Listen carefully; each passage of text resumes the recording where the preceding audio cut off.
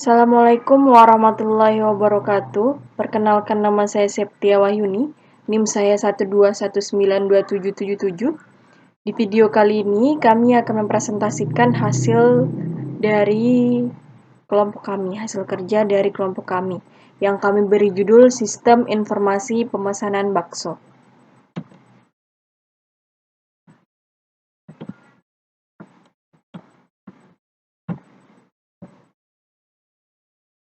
Oke, kelompok kami terdiri dari 4 orang. Yang pertama yaitu Inzi Pangestu, yang kedua yaitu saya sendiri Septia Wahyuni, yang ketiga Veila Sekar Putri Pasha, dan yang keempat yaitu Robi Darwis. Oke, pendahuluan. Mayoritas masyarakat Indonesia menjadikan berdagang sebagai mata pencaharian. Terutama salah satunya adalah warung bakso yang sedang kami teliti pada saat ini. Di era modern yang sekarang ini, berdagang dapat dilakukan dengan berbagai macam cara, baik secara online maupun offline. Perkembangan bisnis secara online di Indonesia sekarang sangat pesat. Salah satunya yang paling populer saat ini adalah aplikasi web berbasis online, seperti Gojek, GoFood, GrabFood.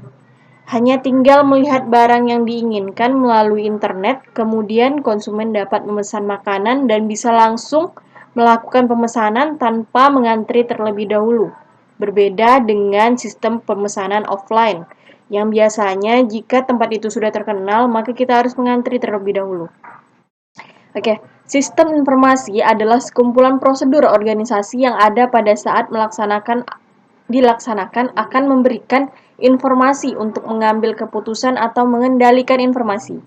Perkembangan sistem informasi sekarang sangat cepat dan pesat. Tidak sedikit yang menggunakan sistem informasi, karena banyak sekali yang menggunakan sistem informasi pada saat ini.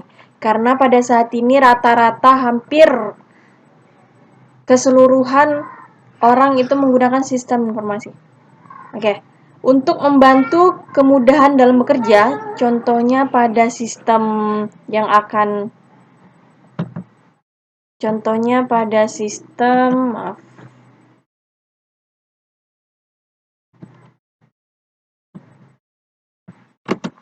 Oke, saya lanjutkan. Contohnya pada sistem informasi penjualan bakso Mbak Yekti ini. Sistem informasi pemesanan warung bakso Mbak Yekti ini kami buat dengan tujuan untuk memperkenalkan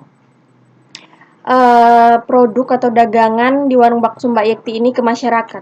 Sistem informasi ini dibuat untuk memudahkan konsumen untuk memesan menu makanan dan untuk memudahkan untuk melakukan pemesanan juga.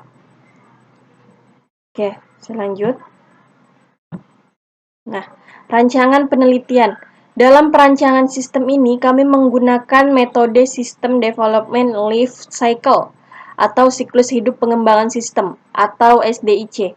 Itu adalah keseluruhan proses dalam membangun sistem informasi melalui beberapa langkah. Ada beberapa model SDLC dalam penelitian. Dalam penelitian ini, kami memakai mode SDLC Waterfall yang cukup populer dan banyak digunakan. Model ini disebut waterfall karena dikerjakan selangkah demi selangkah seperti air yang mengalir atau air terjun. Nah, tahapan SDLC itu ada 7. Yang pertama adalah perencanaan, yaitu membuat perencanaan yang berkaitan dengan proyek sistem informasi. Misalnya, alokasi waktu dan sumber daya, jadwal proyek dan cakupan proyek.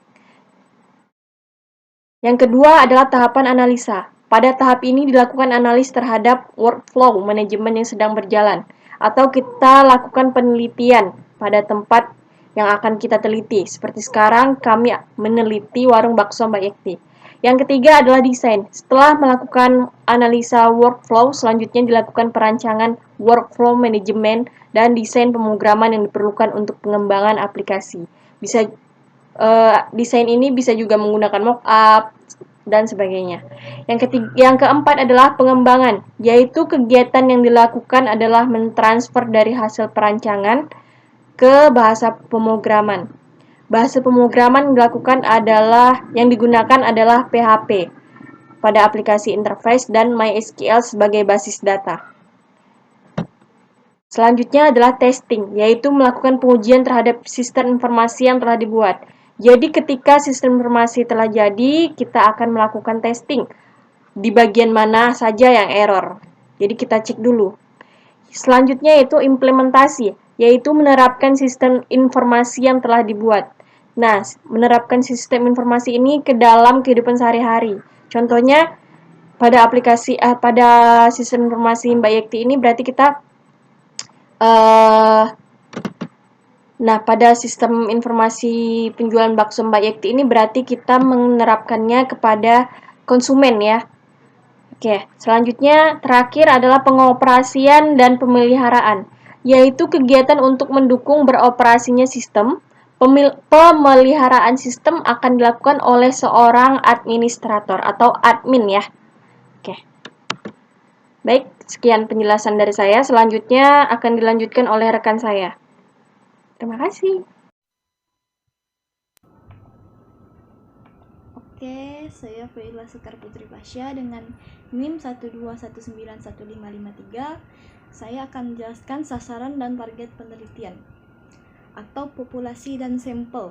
Yang pertama adalah dalam penelitian ini yang masih menjadi sasaran penelitian atau objek oleh peneliti adalah pembeli bakso Mbak Yekti sendiri. Yang kedua, populasi dan sampel, yaitu populasi dalam penelitian adalah seluruh konsumen pembeli warung bakso Mbak Yekti dengan jumlah 10 orang. Ukuran sampelnya adalah yaitu 10 orang pembeli bakso yang terdiri dari 4 orang berumur 30 tahun, 6 orang berumur 21 tahun. Di sini teknik pengumpulan data kami menggunakan teknik observasi. Observasi sendiri dilakukan di rumah makan bakso Mbak Yekti di Desa Kuala Dua, Kuburaya. Waktu observasi dilakukan pada bulan Juni tahun 2021. Kami juga menggunakan metode wawancara sebagai pengumpulan data dengan cara mengajukan berbagai pertanyaan kepada pihak rumah makan bakso yang berhubungan dengan kegiatan proyek pembuatan aplikasi. Penulis melakukan interview kepada pembeli bakso Mbak Yekti. Model penelitian ini menggunakan metode kualitatif, yang dimana data bukan berupa angka-angka, melainkan data tersebut bersumber dari atau didapatkan melalui wawancara, catatan lapangan, catatan pribadi, dan dokumen resmi lainnya. Sehingga menjadi tujuan penelitian kualitatif ini menggambarkan kejadian sebenarnya yang ada di rumah makan bakso Mbak Yekti. Teknik analisis data adalah objek yang berupa situasi sosial melibatkan tempat, pelaku, aktivitas.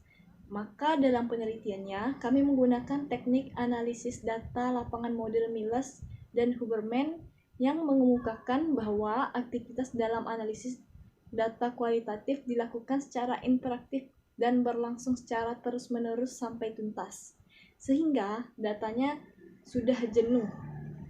Analisis data model ini terdiri dari data reduction, data display, dan conclusion atau drawing verification. Yang ketiga di sini adalah teknik analisis data. Yang pertama adalah data reduction atau reduksi data. Mereduksi data berarti merangkum, memilih hal-hal yang pokok, memfokuskan kepada hal-hal yang pokok, memfokuskan pada hal-hal yang penting, dicari tema dan polanya.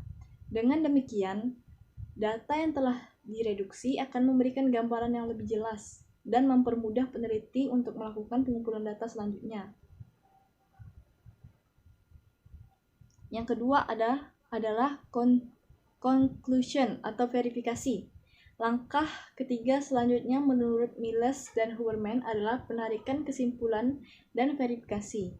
Kesimpulan awal yang dikemukakan masih bersifat sementara dan akan berubah bila tidak ada bukti-bukti yang kuat untuk mendukung pada tahap pengumpulan data berikutnya.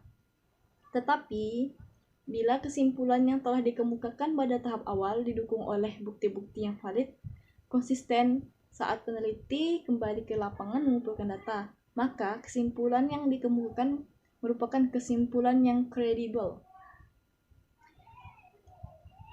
data display atau penyajian data, dan setelah data reduksi, maka langkah selanjutnya adalah menyajikan data dalam penelitian kualitatif. Penyajian data bisa dilakukan dalam bentuk uraian singkat bagian hubungan antar kategori, flowchart, dan sejenisnya. Menurut Miles dan Huberman, yang paling sering digunakan untuk menyajikan data dalam penelitian kualitatif adalah dengan cara teks yang bersifat naratif. Dengan menyajikan data, maka akan memudahkan untuk memahami apa yang terjadi, merencanakan kerja selanjutnya berdasarkan apa yang dipahami sebelumnya. Assalamualaikum warahmatullahi wabarakatuh. Nama saya Robi Darwis dengan NIM 12192651. Saya di sini ingin melanjutkan presentasi oleh kawan saya. Oke, langsung saja kita ke poinnya. Hasil dan pembahasan. A. Analisis kebutuhan. Dari observasi yang telah dilakukan, kebutuhan dari sistem informasi pemesanan makanan bakso antara lain adalah membantu dalam melakukan pembuatan pesanan konsumen agar pelayan tidak kebingungan dalam melakukan mencatat pesanan, serta mengurangi antrean ketika hendak memesan, serta mempermudah konsumen untuk melihat daftar menu dan daftar harga. Selanjutnya, identifikasi masalah. A. Permasalahan pada sistem yang sedang berjalan. Pelayan sedikit kebingungan ketika banyaknya pembeli yang datang serta sering salah mengantar makanan karena ketidaktahuan siapa yang pesan makanan tersebut. Kurangnya informasi harga dan menu yang membuat konsumen agak ragu untuk membeli makanan kami karena mereka tidak tahu harga dan menu apa saja yang ada di rumah makan kami. B. Pemecah masalah. Berdasarkan hasil identifikasi di atas, maka tidak optimal layanan pesanan masih menggunakan proses manual dan belum terkomputerisasi dalam proses transaksi. Masalah ini bisa diselesaikan dengan menggunakan suatu aplikasi dengan memanfaatkan teknologi internet. Aplikasi yang dimaksud adalah aplikasi sistem pemesanan berbasis web, seperti yang sedang kami kerjakan sekarang. Perencanaan aktivitas secara global, alur input dan output. Ini sebelum mengakses web ya. Yang pertama, user mengakses link yang tertera di meja makan.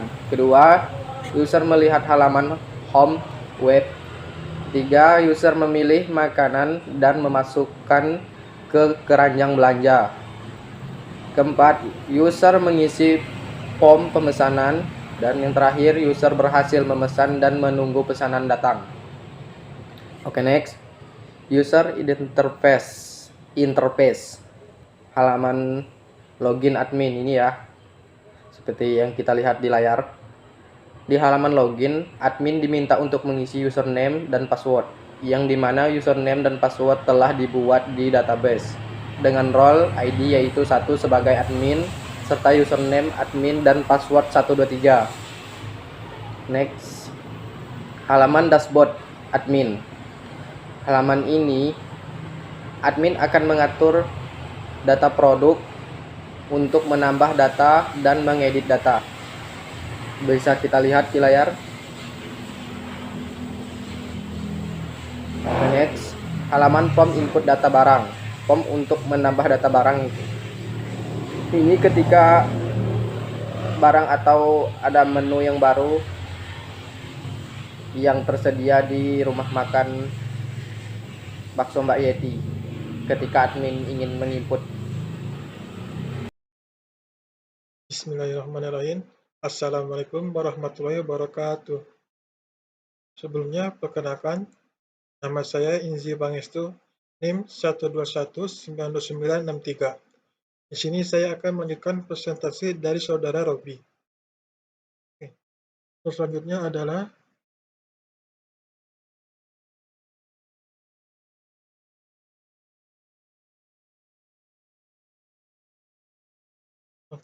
halaman edit atau barang, yang dimana di sini ada sebuah form yang mana admin bisa mengedit barang.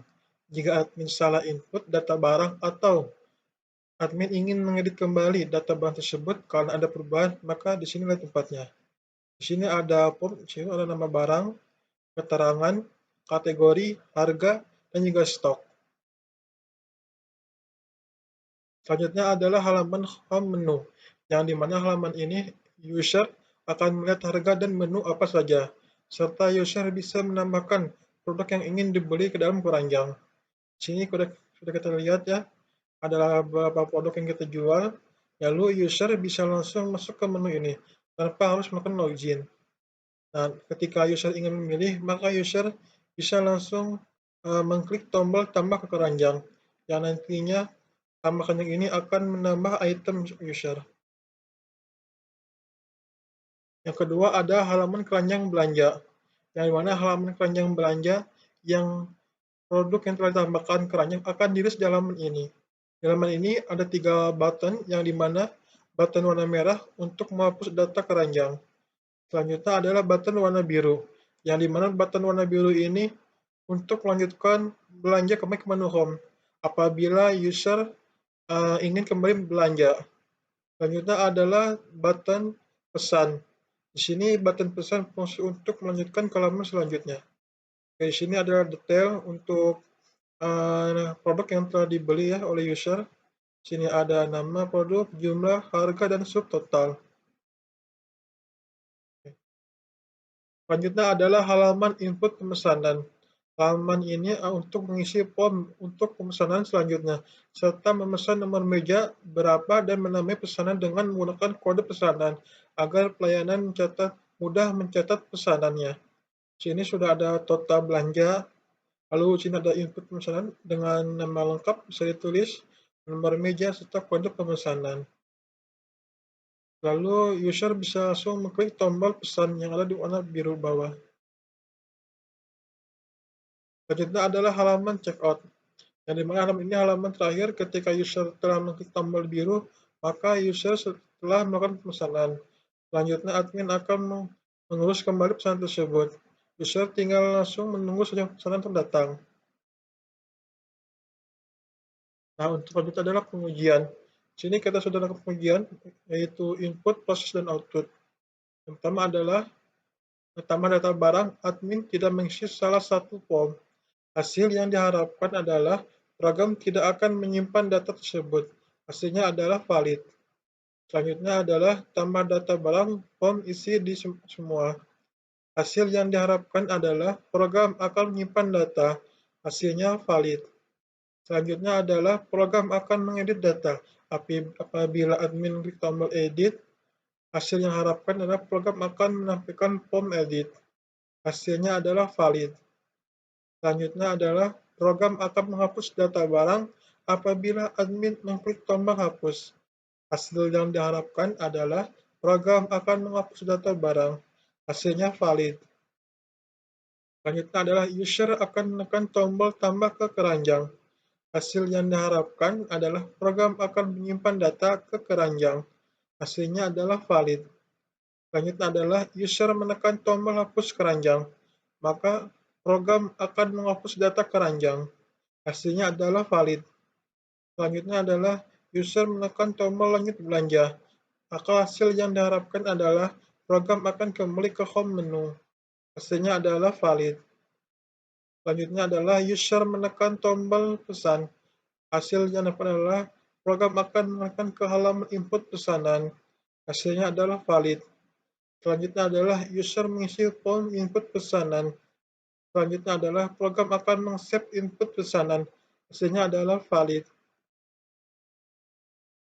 Selanjutnya adalah kesimpulan. Berdasarkan sistem informasi pemesanan warung bakso di atas, bisa kita simpulkan bahwa teknologi sistem informasi yang akan datang sangatlah bermanfaat untuk masyarakat dan juga para pelaku UMKM, yang dimana sangat dibutuhkan untuk membantu pekerjaan kita, serta banyak sekali masalah yang ada di sekitar kita yang bisa kita diselesaikan dengan membuatnya aplikasi sistem informasi. Dengan ini kami sangat berharap bahwa teknologi yang semakin pesat bisa membantu roda perekonomian masyarakat, sehingga masyarakat serta para pelaku UMKM bisa merasakan manfaatnya. Dengan ini, kami sangat berharap para pelaku usaha UMKM bisa melek teknologi dan bisa meningkatkan value usaha kita, serta pemerintah dan software engineer bisa saling bahu-membahu membantu para pelaku UMKM, karena masyarakat tidak bisa bekerja sendirian. Sekian dari saya. Terima kasih atas kerjasamanya untuk semuanya. Assalamualaikum warahmatullahi wabarakatuh.